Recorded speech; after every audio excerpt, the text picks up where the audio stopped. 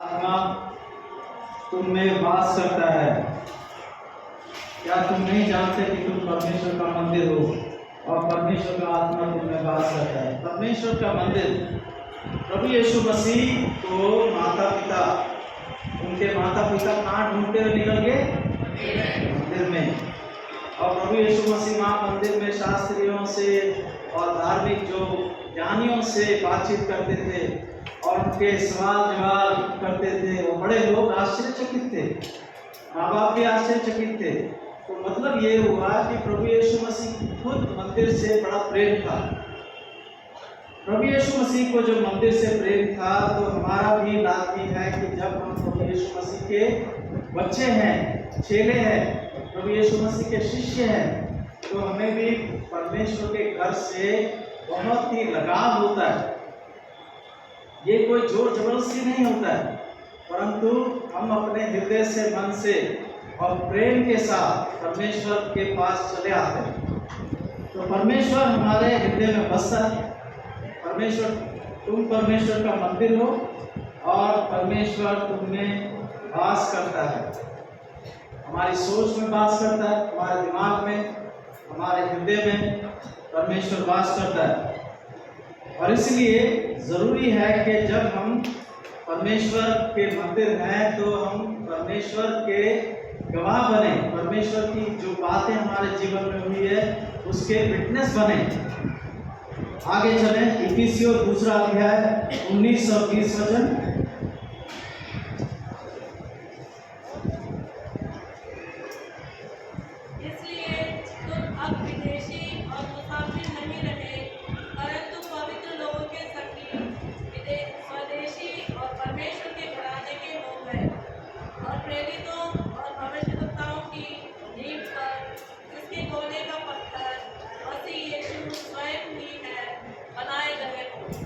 अब जो भी परमेश्वर के घर में आता, जैसे सेंट फ्रांसिस में हम आए, सेंट फ्रांसिस में ये एक प्रोसेस है कि लोग आते रहते हैं।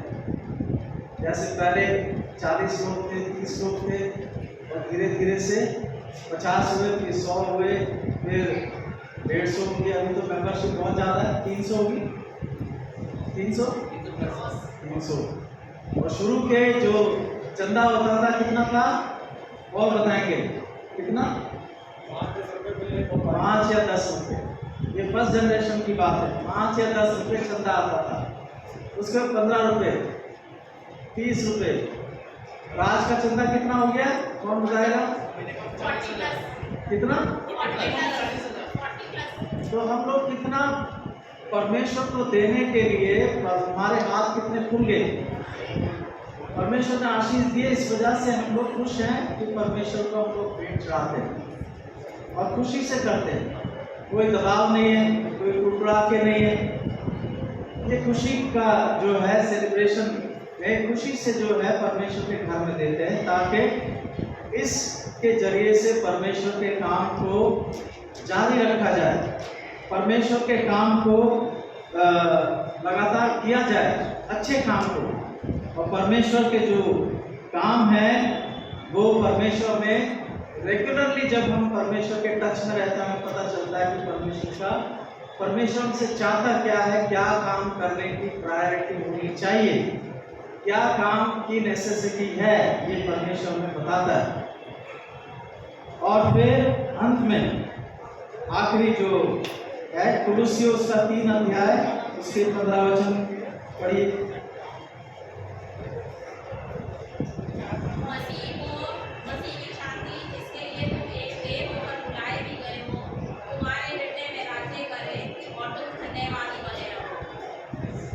मसीह की शांति जिसके लिए तुम बुलाए गए हो। क्या लिखा है? दोबारा पढ़ो। मसीह की शांति जिसके लिए तुम एक देव होकर बुलाए भी गए हो, तुम्हारे हृदय में राज्य करे और तुम धन्यवादी बने रहो। यस, मसीह की शांति जिसके लिए तुम बुलाए गए। We are the ambassador of peace. शांति जो है हम लोग फॉलो करते हैं किसको?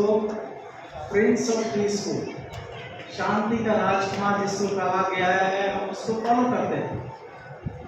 जब हम उसको फॉलो करते हैं तो हमारे विचार में, हमारे स्वभाव में शांति का कितना ज़्यादा महत्व है, कितनी गुंजाइश है कि हम उसको रिसीव करें और उसको हम फैलाएं। या एम्बेसडर ऑफ पीस, क्योंकि यीशु मसीह ने हमें शांति का जो है छोटे छोटे एम्बेसडर बनाया, राजदूत बनाया। इस दुनिया में इस वक्त सबसे ज़्यादा ज़रूरी है कि हम इस शांति को फैलाएं, शांति को प्रचुरता से लोगों को बताएं कि हमारा परमेश्वर शांति का परमेश्वर है। और इसका विपरीत क्या हुआ? अशांति और गड़बड़ी है। गड़बड़ी होता है। एक तो शांति है, वो यीशु मसीह शांति का संदेश लेके आए, और दूसरा दुनिया में शांति, एक दूसरे के खिलाफ, एक दूसरे को नापसंद करना, भाषा की वजह से या किसी और रीजन से, पैसों की वजह से या फिर और मनमुटाव की वजह से। तो ये जो अशांति आई कहाँ से? अशांति को हमने खुद जगह दी है। इस वजह से हमारे जीवन में अशांति जो है आने की गुंजाइश बनी रहती है। प्रभु यीशु मसीह चाहता है कि उसके लोगों में शांति जो है पाने की जो गुंजाइश बनी रहे, ताकि वो प्रचुरता से, तो ढेर सारी जो है शांति की बातें, जहाँ पर मेल नहीं है वहाँ पर मेल मिलाप की बातें करें, ताकि समाज में जो कटुता है, जो कड़वाहट है, उसको कम करने की जो जिम्मेवारी है मसीही लोगों को प्रभु यीशु मसीह ने दिया है। प्रभु यीशु मसीह ने ये जिम्मेवारी दी है कि परमेश्वर के लोग, प्रभु यीशु मसीह को मानने वाले जो हैं, इसके ऊपर ज़्यादा से ज़्यादा विचार करें, ज़्यादा से ज़्यादा इसके ऊपर कायम रहें और बताएं कि कितना ज़रूरी है। शांति के लिए दुनिया में लोगों को पुरस्कार मिलता है, और सबसे बड़ा पुरस्कार कौन सा होता है शांति का? हाँ जी, नोबल पुरस्कार।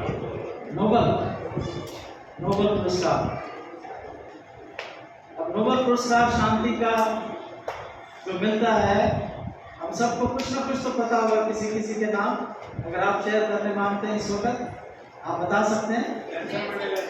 नेल्सन मंडेला, हाँ जी, मदर टेरेसा, और अमर्त्य सेन, और हाँ जी, सत्या, हाँ, कैलाश सत्यार्थी। क्योंकि ये बोल रहे हैं क्योंकि बच्चों के साथ काम करते हैं, वो भी बच्चों के लिए सेवा करते हैं। और हाँ जी, रविंद्रनाथ टैगोर, और यूसुफ, एक लेडी जिसको गोली मार दिया था, मलाला, ठीक है, पढ़ाई करने के लिए जा रही थी वो, उसको शांति का पुरस्कार मिला। और रशिया के जो राष्ट्रपति थे पुराने, जिनकी अभी डेथ हुई है, क्या नाम है, गोर्बाचोव, उनको मिला। तो कितने सारे पुरस्कार शांति के दुनिया में मिल रहे हैं, बड़े बड़ी। ये जो शांति है, ये जरूरी है कि इसको फैलाने का परमेश्वर के लोग काम करें। और आज हमने चंद बातें जो है सेंट फ्रांसिस डे में आज हमने ध्यान किया। सबसे पहले सेंट फ्रांसिस डे में हमने सेलिब्रेट कैसे करना है, सेलिब्रेशन का मौका है, इसको खुशी कैसे मनानी है। और दूसरा हमने one body and many members, बहुत सारे लोग हैं परंतु एक ही हम परिवार के हैं, एक ही हमारा शरीर है जब हम मिल जाते हैं। और दूसरा चर्च का जो मकसद है कि लोग इकट्ठा हों और प्रभु यीशु मसीह को सुने और उसके कम्युनियन में शामिल हों। और नेक्स्ट पॉइंट था हमारा कि तुम परमेश्वर का मंदिर हो, परमेश्वर तुम्हारे अंदर वास करता है। और उसका नेक्स्ट पॉइंट है कि आप लोग अभी फॉरेनर नहीं हो, स्ट्रेंजर नहीं हो, अभी आपको शामिल कर दिया है।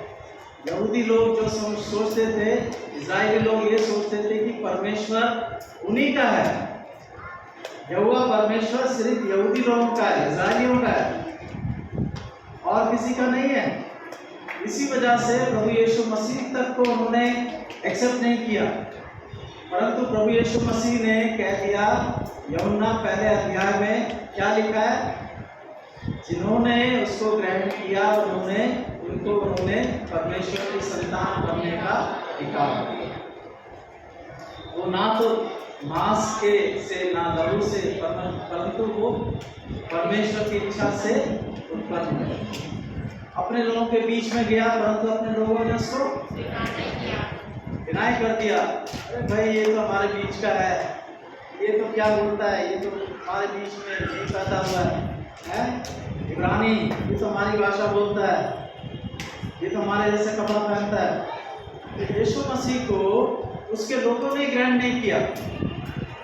तो ये जो है, परंतु यीशु मसीह ने ऐसे लोगों को ग्रहण किया जिनको दुनिया ग्रहण नहीं करती थी, जो मछुआरे किस्म के थे, जो मछलियाँ पकड़ते, जिनको ठीक से बोलना नहीं आता था, जिनको ठीक से पढ़ना नहीं आता था, जिनको ठीक से खाना नहीं आता, जिनको ठीक से कपड़े पहनने नहीं आते थे, उनको प्रभु यीशु मसीह ने उनको बोला कि तुम मेरे चेले बनो और उनको तैयार किया। आज परमेश्वर के हम लोग हैं, हमें इब्रानी भाषा नहीं आती है, यहूदी खानदान से नहीं है, यरूशलेम से हम बिलोंग नहीं करते हैं, बेथलेहम से बिलोंग नहीं करते, हम जो है भारत में है, एशिया में है, हमारी भाषाएं विभिन्न भाषाएं, परंतु हम परमेश्वर के लोग हैं। परमेश्वर हमारे हृदय में बसता है, हम परमेश्वर के लोग हैं। और finally peace of Christ rule in our heart. जो परमेश्वर की जो शांति है वो हमारे हृदय में राज करती है। प्रभु हम सबको बहुत आशीष दे। आके हम दुआ करें।